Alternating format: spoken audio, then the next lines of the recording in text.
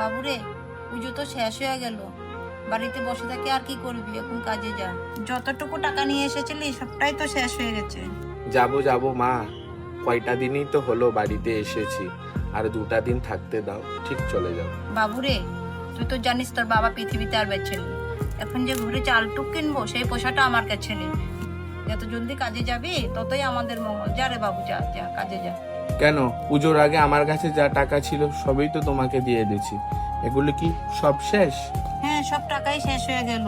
কারেন্টের বিল দিয়েছি, আমার জন্য ওষুধ কিনেছি, তোর ভাগনার জন্য কাপড় চোপড় কিনেছি, সব টাকাই শেষ হয়ে গেল। বাড়িতে বেকার সময় নষ্ট না করে কাল পরশু চলে যা কাজে বাবু, যা।